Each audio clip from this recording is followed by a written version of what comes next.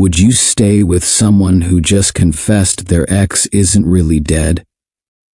The question hung between them like a blade as rain hammered against the penthouse windows. Alara pressed her palm against the cold glass, watching the city blur into streaks of light 30 floors below.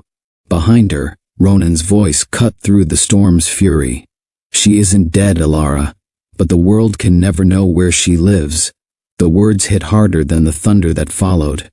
Alara's wedding ring, barely 2 hours old, caught the lightning flash, throwing fractured light across the marble floor. She turned slowly, her soaked wedding dress clinging to her skin, the train dragging across imported Italian tile like a surrender flag. What did you just say? Ronan Aldridge stood by the fireplace, still in his tuxedo, though his bow tie hung loose around his neck. The flames cast shadows that made him look older than his 32 years. Or maybe it was the weight of whatever truth he'd been carrying. You heard me. His jaw tightened. Celine is alive. What would you do if the person you were forced to marry kept a secret this dangerous? Alara's mind raced back 3 months, to her father's study, to the papers spread across his mahogany desk like a death sentence. The merger documents. The marriage contract. Her signature was required to save her family's pharmaceutical empire from bankruptcy. Ronan Aldridge's name next to hers, binding them in law if not in love. She'd known it was a business arrangement. She'd accepted that. But this? You told me she died in the accident. Her voice came out steadier than she felt. You stood at her memorial. I saw the photos. You saw what everyone needed to see. Ronan moved toward the bar, his movements controlled, precise. The crystal decanter clinked against the glass as he poured amber liquid with hands that didn't shake. The world believes Celine Moreau died 18 months ago when her car went off the coastal highway. That belief keeps her safe. Safe from what? He downed the whiskey in one swallow. From the people who tried to kill her. The same people who now think you're my weakness. The storm outside seemed to pause, as if nature itself held its breath. Alara felt the weight of his words settle into her bones. She'd walked into this marriage thinking she understood the game. Money for salvation, a union of convenience that would dissolve once both families stabilized. Simple, clean, business. But Ronan had just revealed a different board entirely. Is that why you married me? The question tasted bitter. To protect her? I married you because I had no choice. His laugh held no humor, just like you. Don't. Alara stepped forward, her heels clicking against marble like a countdown. Don't you dare compare our situations. My family needed, your family needed saving from Morrison's hostile takeover. I know. Ronan set down his glass with deliberate care. Just as I needed a wife whose presence would convince certain people I'd moved on, that Celine's ghost no longer haunted me. People like who? Like the ones who put a bomb in her car. The words hung between them, heavy as the storm clouds outside. Alara's legal mind, the one that had graduated summa cum laude from Harvard Law before her father's empire began crumbling, started connecting dots she didn't want to see. The Corsini deal, she breathed. That's what this is about. Ronan's expression confirmed what she'd suspected. The Corsini family's pharmaceutical network stretched from Milan to Miami. Their influence as vast as their reputation was ruthless. Celine's father had been their biggest competitor in European distribution until his daughter's accident. Celine knew too much, Ronan said quietly, about their operations, about the clinical trials they buried, about the people who died. Stop. Alara held up her hand. Just stop. You're telling me I'm now bait for the same people who tried to murder your ex-girlfriend? You're not bait. You're camouflage. Is there a difference? Yes. He crossed the room in 3 strides, stopping just out of reach, close enough that she could smell his cologne mixed with rain. Bait gets eaten. Camouflage keeps the predator from striking. Through the windows, the city sparkled like a circuit board, all those lives continuing below, oblivious to the drama playing out in the penthouse. Alara wondered how many other secrets hid behind glass and steel facades. How many other women stood in designer gowns, discovering their husbands were strangers. Where is she? The question escaped before Alara could stop it. Ronan's eyes, green as broken bottles, studied her face. Why?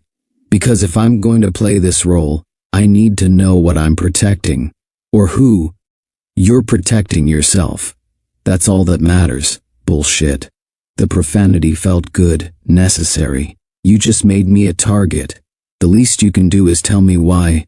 Thunder cracked overhead, the lights flickering for a heartbeat. In that moment of darkness, Alara saw something shift in Ronan's expression. Vulnerability, maybe. Or calculation. With him, she was learning, they often looked the same. 3 months earlier.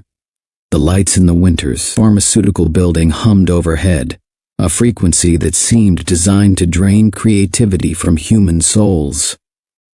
Alara sat in the corner office that should have felt like success but instead felt like a glass cage. 28th floor, corner view, executive title. Everything her father had groomed her for since she could hold a pen. Everything except what she'd wanted. Her fingers traced the edge of a hidden drawer in her desk. Inside, wrapped in tissue paper like contraband, lay 3 paintbrushes she hadn't touched in 2 years. Sable hair, handcrafted handles, a graduation gift from her art professor at RISD before Harvard Law consumed her life. Before you become practical, she whispered to the empty office.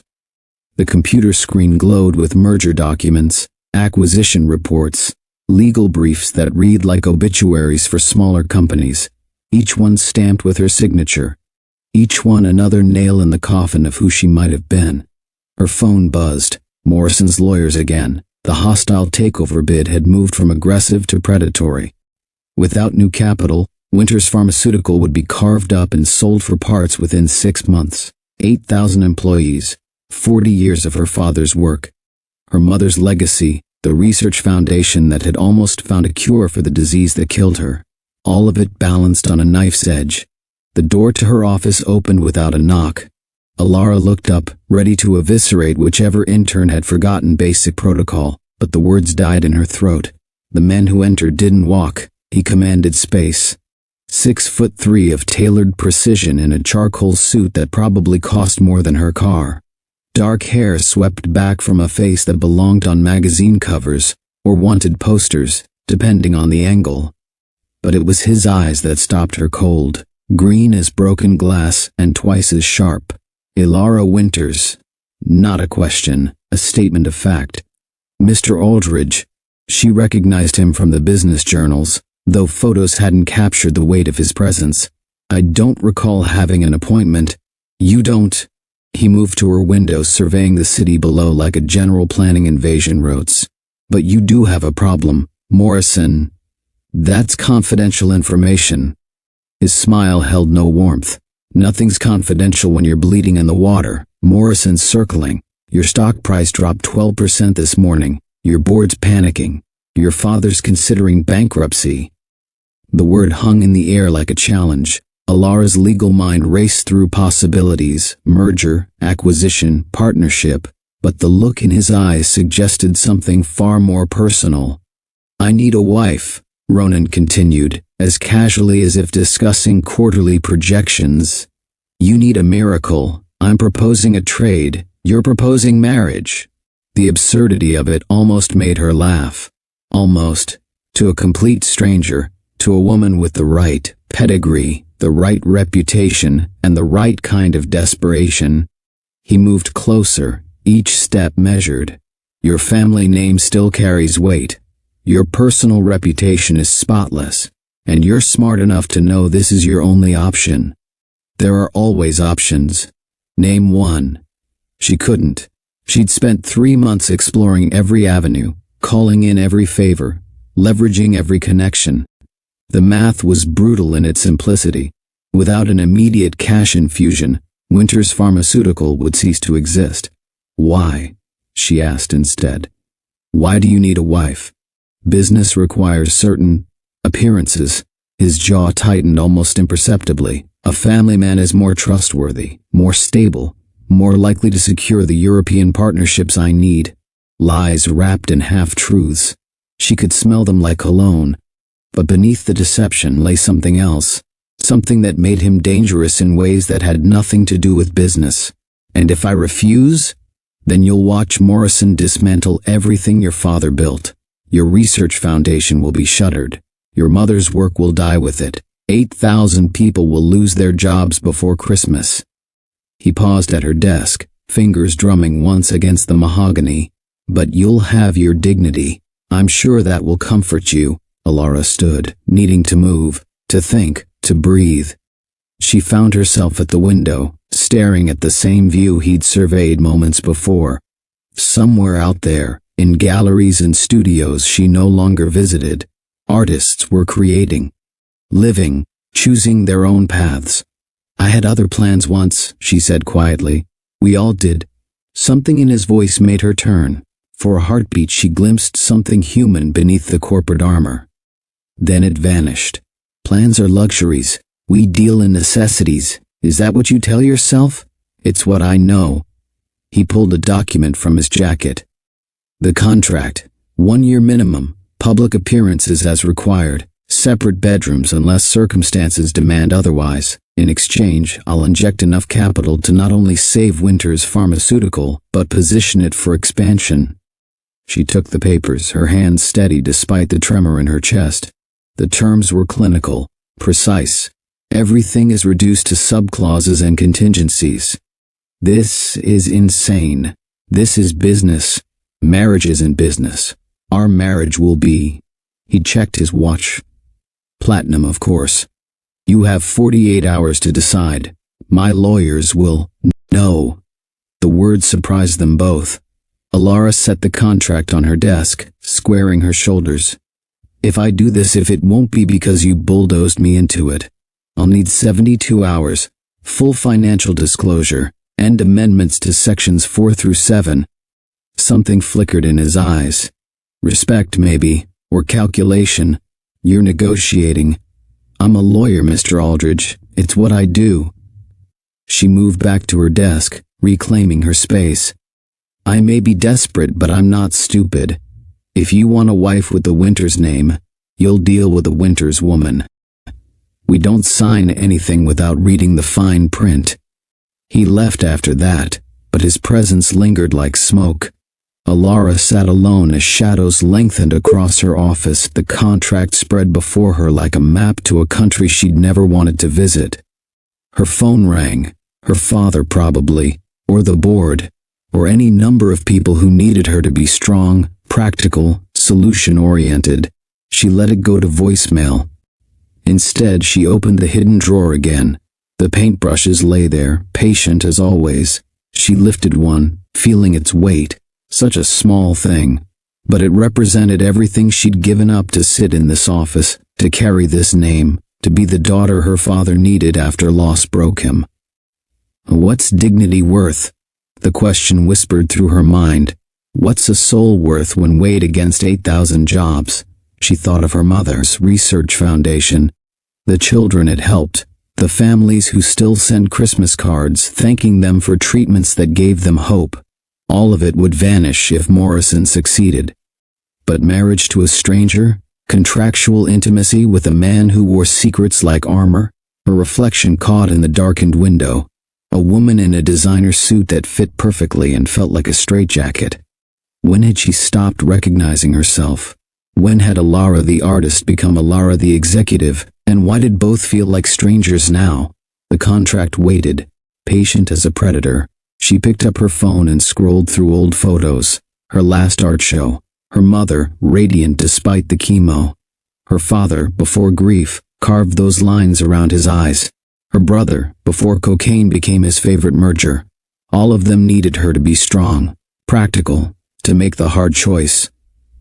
Alara Winters had painted her last canvas the day she entered law school. She'd thought it was temporary, a brief detour before returning to her true path. Now Ronan Aldridge offered her a different kind of canvas, one painted in shades of gray, where love was a liability and marriage was a merger. The paintbrush felt foreign in her fingers. She set it down and picked up a pen instead. Dignity, she was learning, was a luxury she could no longer afford. The Aldridge penthouse became Ilara's new reality. 30,000 square feet of marble and glass that felt smaller than her old studio apartment. Every morning she woke to Egyptian cotton sheets that cost more than most people's monthly rent. In a bed large enough to emphasize the empty space beside her. Ronan kept his promise. Separate bedrooms, separate lives under one obscenely expensive roof. She learned his routines like a prisoner memorizing guard rotations. Gone by 6 a.m., back by 8 p.m., unless there was an event requiring their performance. He took his coffee black, his calls private, and his dinners in his study when they weren't obligated to play a couple for an audience. The staff moved through the penthouse like ghosts, efficient, silent, watching. Mrs. Laurent, the housekeeper, left fresh orchids in Ilara's room daily. White ones, the color of surrender. "Is there anything else you need, Mrs. Aldridge?" Mrs. Laurent would ask each morning, and each morning the title felt like a costume that didn't quite fit. What Ilara needed was her life back, her cramped office with its hidden paintbrushes. Her father's calls weren't filtered through Ronan's security team. Her freedom to leave without a driver, without an itinerary, without the weight of being Ronan Aldridge's wife. But the merger had saved Winter's Pharmaceutical. The stock price climbed. Her father smiled again. 8,000 people kept their jobs. The cage might be gilded, but at least it had purpose. The penthouse's luxury pressed against her like a velvet glove around her throat. Crystal chandeliers that threw rainbow prisms across Italian marble. Art worth millions that she couldn't touch without setting off alarms. A kitchen equipped for a Michelin-starred chef, where she wasn't allowed to make her own coffee, because that's what staff is for. She tried painting in the sunroom Ronan had designated as her space. The light was perfect. The supplies were the finest money could buy. But every brushstroke felt watched, measured, judged by invisible eyes. "You're adjusting well," Ronan observed one evening, finding her staring at a half-finished canvas. "To be a kept woman?" She didn't turn around. "It's everything I dreamed of. To be protected." His reflection appeared in the window beside hers. Morrison's backed off. "The European partnerships are moving forward. Your father's legacy is secure." "My father's legacy." She set down her brush. "What about mine?" "You're 28, Ilara. You have time to build whatever legacy you want, in between scheduled appearances as your devoted wife. Would you prefer to be building it while watching Morrison destroy everything?" The logic was flawless, cold as the marble floors, but flawless. She'd made her choice with eyes wide open. But knowing the cage was necessary didn't make the bars disappear. He was a study in contradictions, her contract husband, cruel in his distance, kind in unexpected moments. He'd appear in her doorway at 2 a.m., when her insomnia had her pacing, wordlessly hand her chamomile tea, then vanish back to his wing of the penthouse. He'd send dresses worth fortunes for galas, each one perfectly fitted, but never comment on how she looked wearing them. Once she found him in the library at dawn, staring at a photo he quickly hid when she entered. "Couldn't sleep?" she asked. "Sleep is overrated." He shelved the book he hadn't been reading. "The Kellerman Gala is tomorrow. You'll need to be convincing." "I'm always convincing." "No." He moved closer, close enough that she could see the exhaustion he hid so well in public. "You're compliant. There's a difference." "Then teach me." The challenge slipped out before she could stop it. "If I'm going to play your wife, show me how you want it played." Something shifted in his expression. He reached out, fingers barely grazing her cheek. "The world needs to believe you chose this, that you want to be here, that when you look at me you see more than a business arrangement.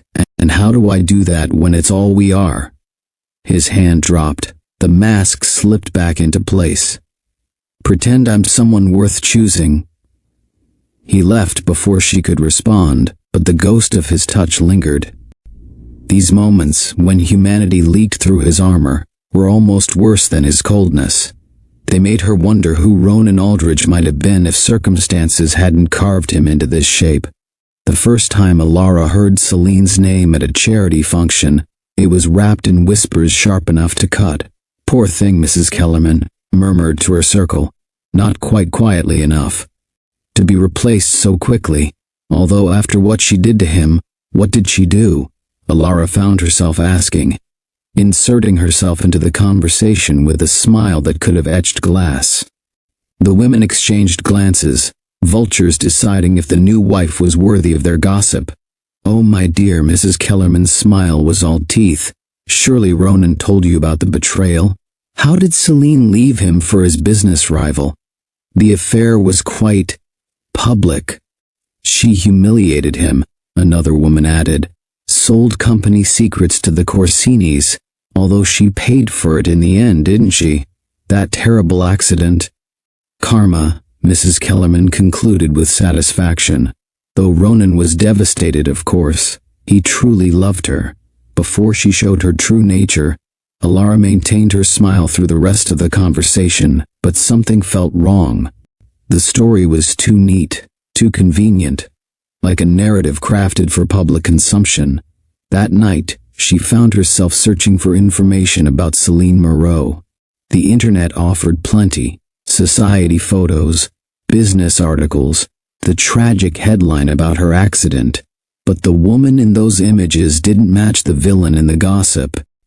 Celine's eyes held intelligence, warmth, something genuine that seemed at odds with a woman who'd betray someone for money.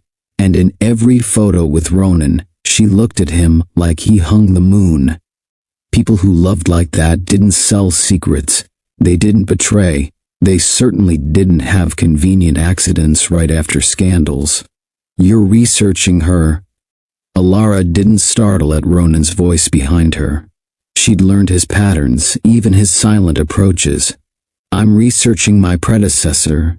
She closed the laptop. "The one who supposedly betrayed you." "Supposedly?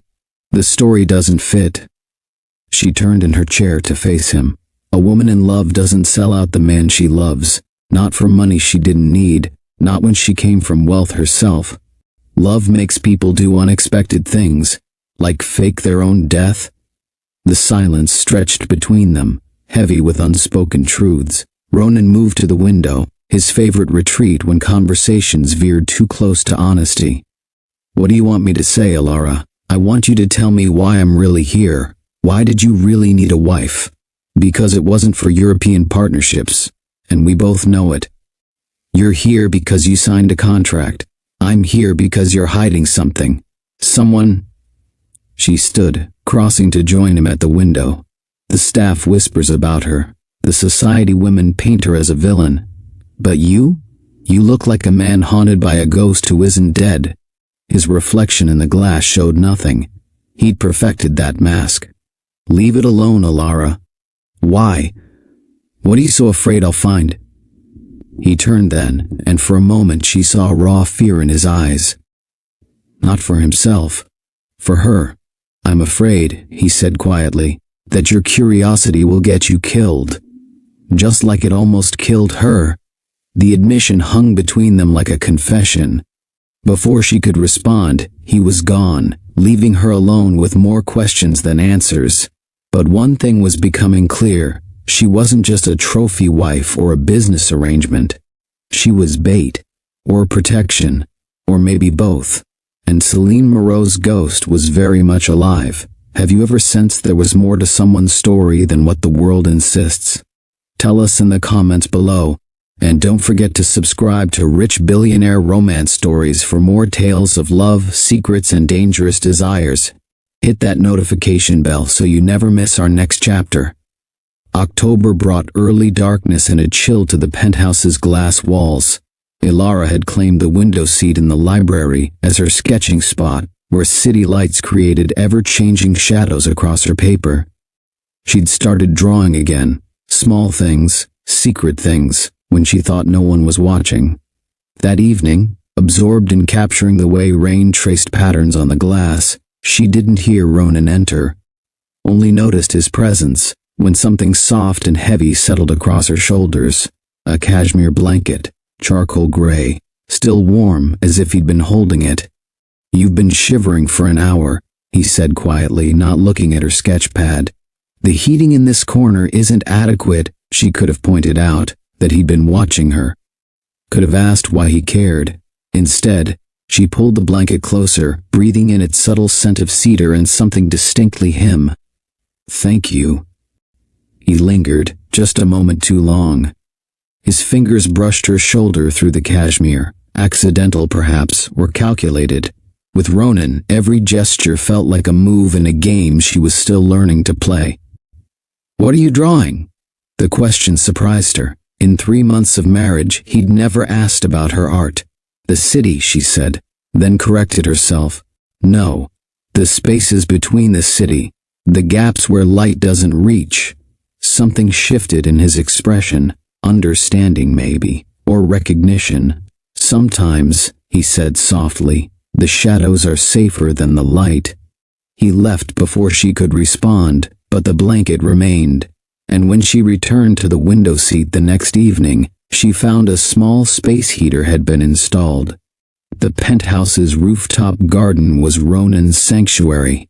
Alara discovered this by accident one sleepless night, when she found him standing among the carefully tended roses at 3 a.m.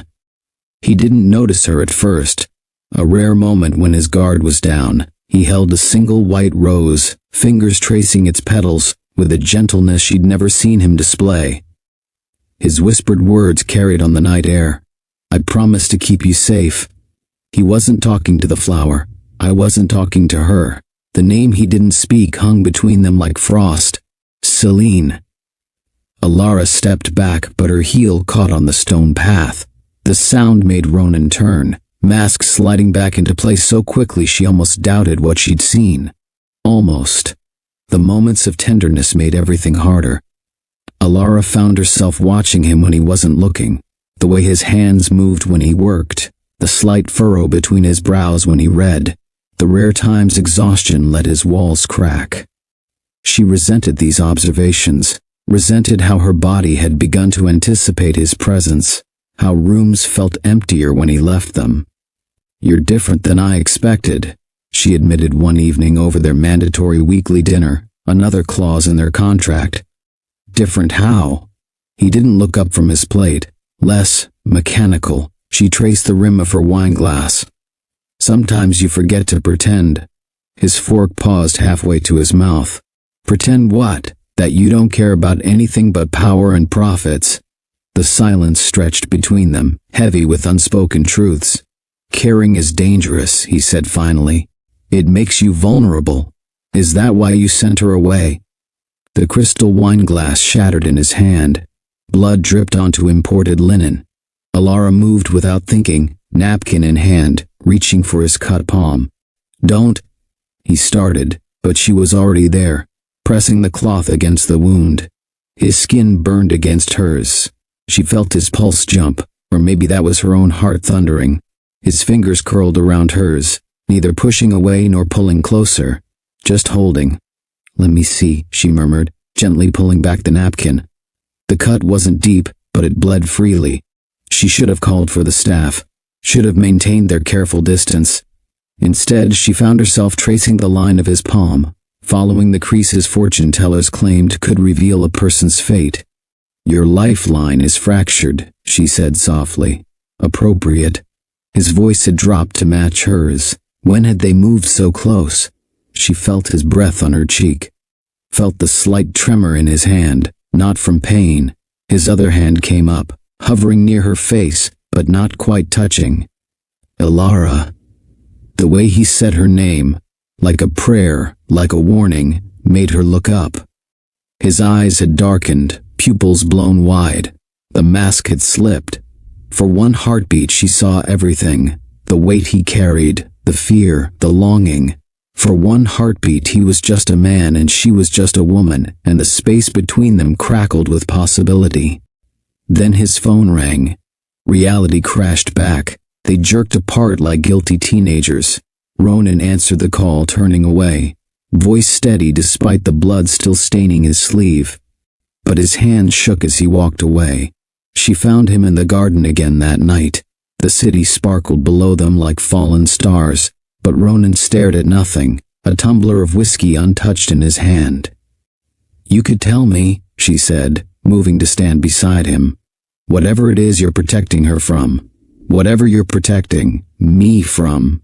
I deserve to know. Knowing would make you a target. I'm already a target." She turned to face him. "You made me one the moment you put this ring on my finger." His jaw clenched. "It's not that simple." "Then explain it to me. Make me understand why we're playing this elaborate game. Why do you need a wife when you clearly still love her?" "Love." He laughed, but the sound held no humor. "Love is what almost got her killed. Love is why I had to—" He stopped, knuckles white around his glass. "Had to what?" "I can't." He set down the whiskey, untasted. "I can't tell you because I can't risk." His hands came up to frame her face, not quite touching. "If anything happened to you." The words hung unfinished between them. His thumbs brushed her cheekbones, feather light, before he pulled away. "You should go inside," he said, voice rough. "It's cold out here.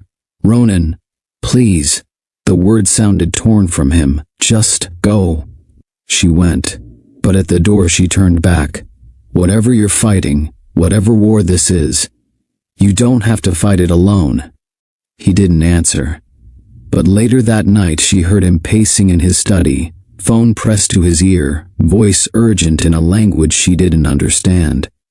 When morning came, there were fresh roses in her room.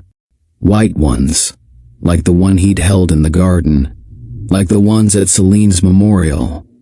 A message, perhaps, or a warning. The game was changing, but Alara still didn't know the rules. Only that her heart had started beating differently when Ronan was near. Only that the line between performance and reality had begun to blur. And somewhere in Switzerland, a woman named Celine held secrets that could destroy them all. Can you feel the electricity building between Alara and Ronan? What secrets do you think he's keeping? Share your theories in the comments below. And don't forget to subscribe to Rich Billionaire Romance Stories for more passionate tales of love, mystery, and desire. Hit that notification bell to join our amazing romance community. Alara's legal training had taught her to find patterns in chaos. Now, alone in her private office at the penthouse, she spread out everything she'd gathered. Newspaper clippings, financial reports, whispered fragments overheard at parties. The timeline emerged like a photograph developing in darkroom chemicals. 18 months ago, Celine Moreau appointed to the board of her father's pharmaceutical company. 2 weeks later, the first attempt on her life, a brake line cut, discovered just in time. 1 month after, the Corsini family's sudden interest in a merger. 6 weeks, Celine's accident on the coastal road. 7 weeks, memorial service. 8 weeks, the Corsinis withdraw their hostile takeover bid of Moreau Pharmaceuticals.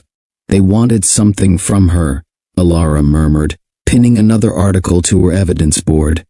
Something worth killing for. A knock interrupted her thoughts. She barely had time to slide the evidence behind a painting before Mrs. Laurent entered with tea. "The usual, Mrs. Aldridge?" "Yes, thank—" Alara stopped, stared at the housekeeper's hands. In the familiar way they arranged china, at the slight tremor when they poured, the same tremor she'd seen in old photos of Celine's hands. "How long have you worked for Ronan?" Alara asked carefully. 3 months, Mrs. Aldridge. "Since your wedding?" A lie. But the accent, that slight Swiss lilt, was real. "And before that?" Their eyes met in the mirror, understanding passed between them. "Before that," said the woman who wasn't Mrs. Laurent, "I worked for someone who trusted the wrong people." Alara's heart thundered. "You're her mother." A slight nod. Celine needed someone inside. Someone to watch, to warn about what? The Corsinis didn't want a merger. The older woman's voice dropped. They wanted proof. Evidence of clinical trials that never officially happened. Tests on children in Eastern European hospitals. Deaths that were covered up. Evidence Celine found, evidence that would destroy them. But to expose it meant they'd kill her. The pieces clicked into place. So Ronan helped her disappear. He gave up everything to keep her safe.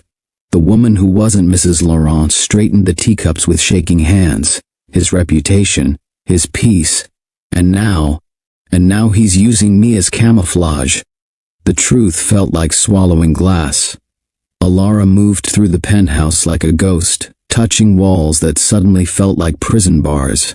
Every luxury, every careful arrangement, all of it designed not for comfort but for show. Look at Ronan Aldridge's perfect new wife. Look how well he's moved on. Look anywhere but at the truth. She found herself in his study, drawn to the one drawer she'd never seen him open.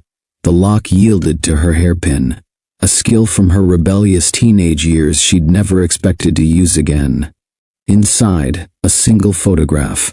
Celine and Ronan, caught in an unguarded moment. The way they looked at each other.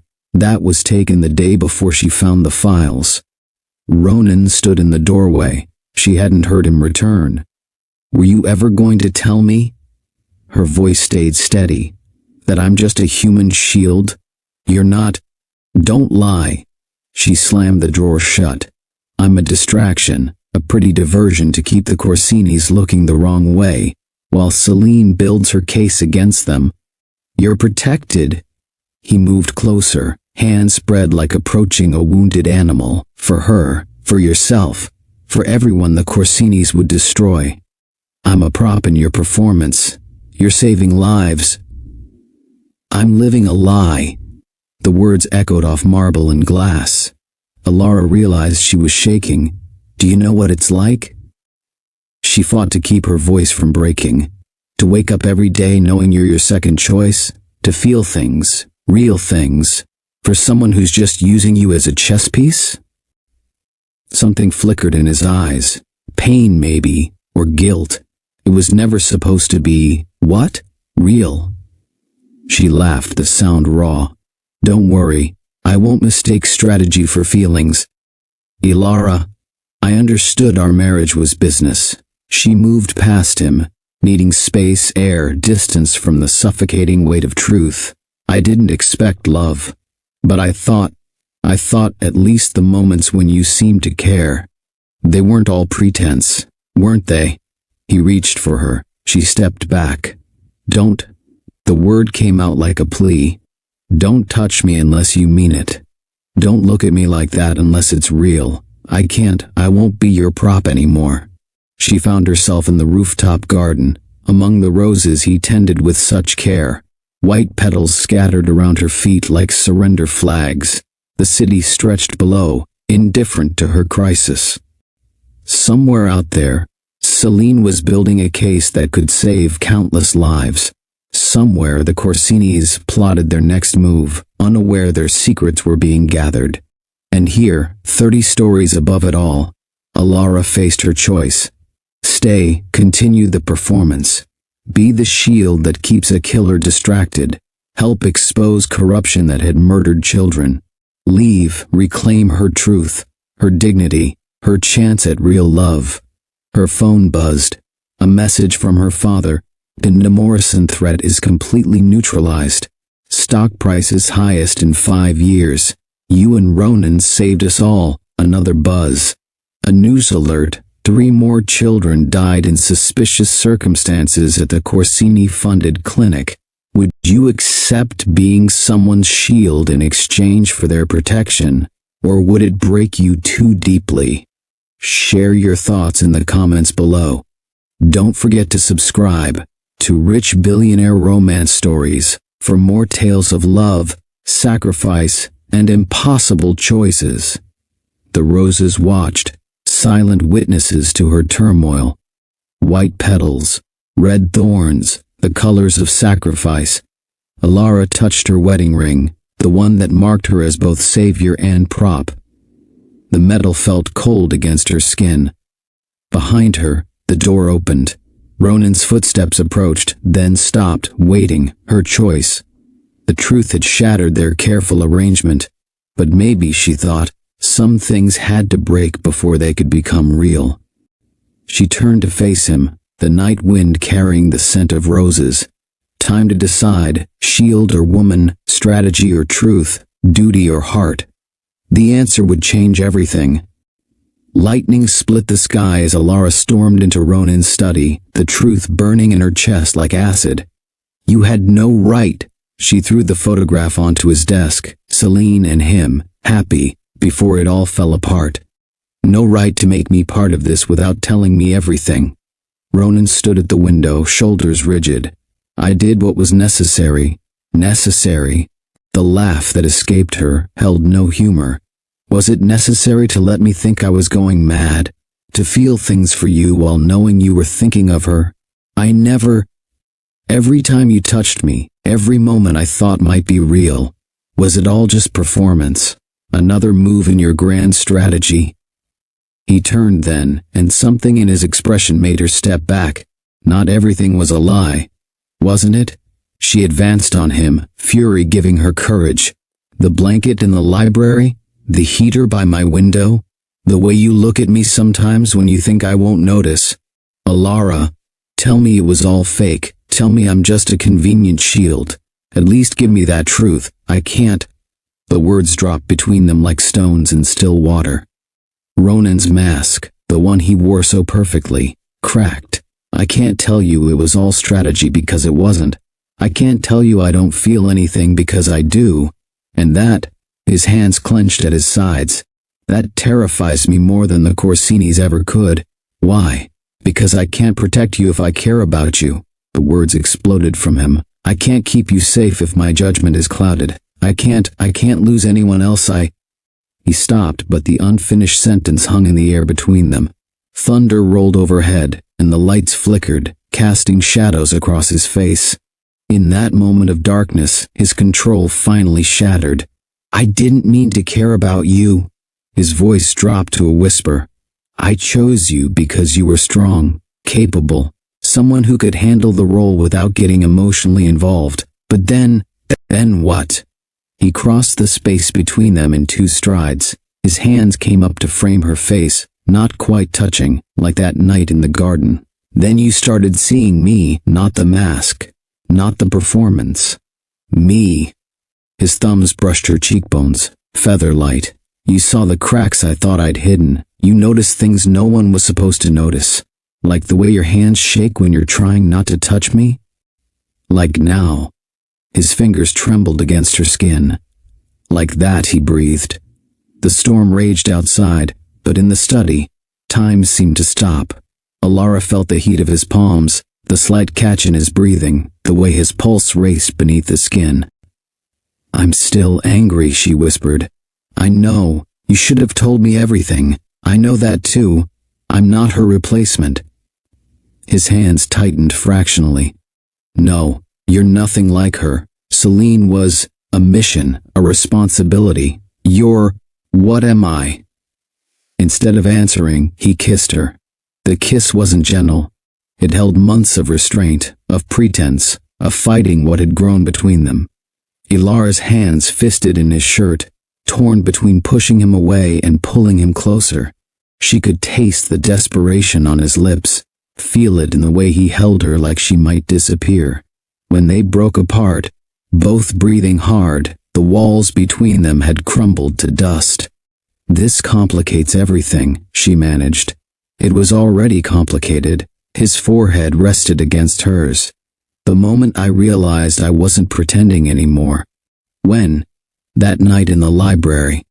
With the blanket, his laugh was soft, self-mocking. I'd watched you shivering for an hour, telling myself not to care. Then I found myself installing a heater at midnight because I couldn't bear seeing you cold. Lightning flashed again, illuminating the war in his eyes. Duty versus desire, protection versus passion. I still have to protect her, he said quietly. Have to see this through. I know. Ilara's fingers traced the worry lines around his mouth. But you don't have to do it alone anymore. It's dangerous. Life is dangerous. She pulled back enough to meet his gaze. But at least now we're being honest about what this is, what we are, and what are we? The question hung between them, heavy with possibility. Outside, the storm began to ease, but inside, another kind of tempest was just beginning. We're real, she said finally. Everything else, the contract, the performance, the strategy, that's just the framework. But this… She pressed her hand to his chest, feeling his heart race. This is real. He covered her hand with his own. I can't promise you safety. I don't want safety. She rose on tiptoes, brushing her lips against his.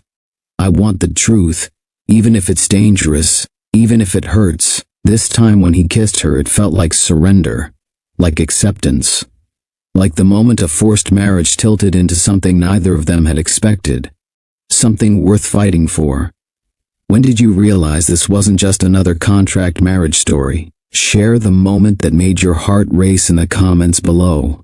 And don't forget to subscribe to Rich Billionaire Romance Stories for more passionate tales of love conquering all odds. Hit that notification bell to join our amazing romance community. The email arrived at midnight, forwarded through layers of encryption. Ilara watched Ronan's face as he read it, and saw the moment everything changed. She's not coming back. His voice cracked on the words. Even after we expose the Corsinis, even when it's safe, she's chosen to stay gone. Ilara took the tablet, reading Celine's words. My dearest R, and the evidence is ready. Tomorrow, everything the Corsinis tried to hide will reach every major news outlet. Their empire will crumble by sunset, but I won't be returning to witness it. But truth is, I chose this path, not just the disappearance, but staying disappeared. In Switzerland, I've built something new. Something that's purely mine, not tied to family legacies or corporate wars. For the first time, I'm free. One, take care of each other. You and Ilara. What began as strategy has become something real. I can see it in the photos, in the way you look at her. Don't let guilt over me stop you from embracing it. With love and gratitude. N.S. Roman stood motionless by the window, shoulders bent as if under invisible weight. When Ilara touched his arm, she felt him trembling. I thought… He swallowed hard. I thought once it was safe, everything would go back to what it was before, to make sense. He pressed his forehead against the cold glass. I protected her, gave up everything to keep her safe. And now she doesn't want to. The sentence trailed off, but Ilara heard the unspoken end. One doesn't want to come back to me. She's choosing herself, Ilara said softly, not rejecting you. There's a difference. Is there? Yes. She moved to stand beside him, their reflections ghostly in the window. She's found her freedom, just like you've found… Found what? Ilara turned him to face her. Something you weren't looking for. Something that happened despite all your careful plans. His hand came up to cup her cheek, thumb tracing her jawline. I don't deserve… Stop. She pressed her fingers to his lips. This isn't about deserving. It's about choosing. And I'm choosing to be here. Not as her replacement. Not as your shield. But as myself. Love isn't measured by who was first, Ilara continued, holding his gaze. It's measured by who stays. Who chooses to face the storm together. And you're choosing to stay, even knowing everything. I'm choosing us. The real us, not the performance we started with. She smiled slightly.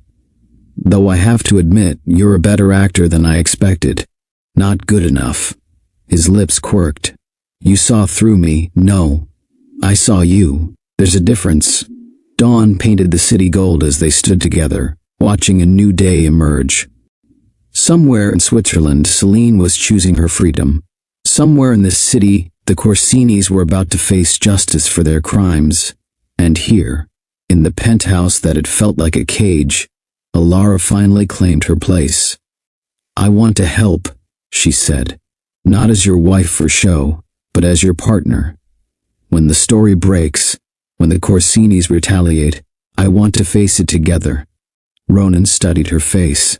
"It will be dangerous. Life is dangerous." She threaded her fingers through his. "But at least now we're being honest about the risks. About everything. Everything?" She rose on tiptoes, brushing her lips against his. "Everything." This kiss was different from their first. No desperation, no storm of conflicting emotions. Just certainty. Choice. The knowledge that what had begun as strategy had transformed into something neither of them had expected. When they parted, Ronan pressed something into her hand. "A key. To the evidence vault," he said quietly. "Everything Celine gathered, everything we've built since. If you're going to be my partner, I need to know it all." He nodded. "No more secrets." Alara looked at the key, feeling its weight, not just metal but trust, choice, power. She was no longer the woman who'd signed a contract to save her family. No longer a prop in someone else's performance. She was Alara Winters Aldridge, and she was choosing her own role in this story. "Together," she said, pocketing the key. "Together," he agreed. Outside, the sun rose fully, painting the city in shades of possibility. Spring arrived in whispers of change. The penthouse, once a gilded cage, transformed with each passing day. Where there had been careful distance, now there were shared spaces. Where there had been silence, now there was life. They didn't plan it, didn't discuss the way their marriage shifted from performance to truth. It happened in moments, in breaths, in small choices that added up to something real. Alara stood before the blank wall of their bedroom. No longer separate rooms now, paintbrush in hand. The mural began as a whisper, soft strokes of dawn colors, building into something bold and alive. "What are you painting?" Ronan asked one morning, watching her work. "Us." She stepped back, gesturing to the emerging image. "See? The darkness here, where we started. The storm that brought us together. And here," her brush traced a line of gold. "Here's where the truth broke through." He moved behind her, arms sliding around her waist. "And this empty space? That's our future." She leaned back against him. Still being written, the change in him came gradually, like ice melting in spring. She found him reading poetry late at night, glasses perched on his nose, a vulnerability he'd never shown before. His laughter, once so rare, began to fill their home. One evening she discovered him attempting to cook. "What are you doing?" she asked, taking in the chaos of their kitchen. "Making your mother's pasta recipe." He looked sheepish, flour dusting his usually impeccable suit. "Mrs. Laurent, Celine's mother. She gave me the instructions, but I may have misinterpreted some steps. The pasta was terrible. They ate it anyway, laughing until tears came, and ordered pizza after. These moments, unplanned, unguarded, real, were worth more than all their careful performances had been. It happened on an ordinary Tuesday. No storm, no crisis, no strategic necessity. Just Alara sketching in the library while Ronan read nearby. She felt his gaze and looked up. "What?" "I love you." The words fell between them, simple and true. No performance, no ulterior motive, just a fact. Alara set down her sketchbook, crossed the space between them. When she kissed him, it felt like the first time, because it was the first kiss that wasn't clouded by secrets or strategy or fear. Just them, just a choice, just love. That night, rain painted patterns on their windows. They lay tangled in sheets, Alara tracing the worry lines that had begun to fade from Ronan's face. "Do you regret it?" she asked. "How did we start?" "No." He caught her hand, pressed a kiss to her palm. "We needed the lie to find the truth." Outside, thunder rolled, like that first night when he'd confessed about Celine. But now the storm held no threats, no secrets, just nature's percussion accompanying their peace. "I choose you," she whispered, "not because of contracts or necessity, Just you. His smile, the real one, the one that reached his eyes, was answer enough. On the wall, her mural caught moonlight and shadow. The empty space at its edge waited for their next chapter. But for now, in this moment, they had found their truth. Their love was no longer a performance. It was, simply, real. Sometimes love arrives like lightning, sudden, electric, undeniable. But sometimes it grows like a garden, taking root in the spaces between duty and desire, blooming in moments you least expect. Our story began with a contract, with signatures on paper that bound two strangers in a dance of necessity. But beneath the performance, between the careful steps of our choreographed life, something real took seed. Love grew in quiet moments, a blanket placed around shoulders, a heater installed at midnight, hands that shook with the effort not to touch. It grew through loyalty, not just to each other, but to truth, to justice, to the belief that doing right matters more than being safe. The penthouse that once felt like a gilded cage now stands as testament to a different kind of wealth. Yes, there are still marble floors and crystal chandeliers, still the trappings of privilege that shield us from ordinary concerns. But true protection, we've learned, comes not from walls of glass and steel, but from the courage to be vulnerable, to remove masks, to stand before another person and say, "This is who I am, with all my flaws and fears and hopes." Money bought us time, but trust bought us love. Celine's choice to remain in her new life freed us all. Her ghost no longer walks these halls, no longer stands between us like a shadow of what might have been. Instead, she gave us a gift, the understanding that sometimes letting go is the bravest choice of all, that choosing yourself doesn't mean betraying others, that new beginnings require the courage to end old chapters. In the end, what transforms a marriage of convenience into a union of hearts isn't grand gestures or dramatic declarations. It's the accumulation of small truths, shared laughter over failed recipes, quiet conversations in pre-dawn hours, the way hands find each other without thinking. We are, at our core, ordinary souls living an extraordinary life. Our worth isn't measured in stock prices or society headlines, but in the moments we choose each other, again and again. The mural in our bedroom remains unfinished. That empty space at its edge still waits for future chapters, for stories yet to be written. But now we face that blank canvas together, not as players in a performance, but as partners in truth. Love that begins without choice can grow into the most chosen thing of all. Freedom isn't always about how something starts. It's about how you choose to continue, day after day, moment by moment. Our beginning was written in contracts and clauses, but our future, that we write ourselves in colors of our own choosing, with brushstrokes bold and true. Do you believe love can grow from a situation that begins without choice? Or does true love require freedom from the very start? Share your thoughts in the comments below. And don't forget to subscribe to Rich Billionaire Romance Stories for more tales that prove love finds its way, no matter where the journey begins. Hit that notification bell to join our amazing romance community.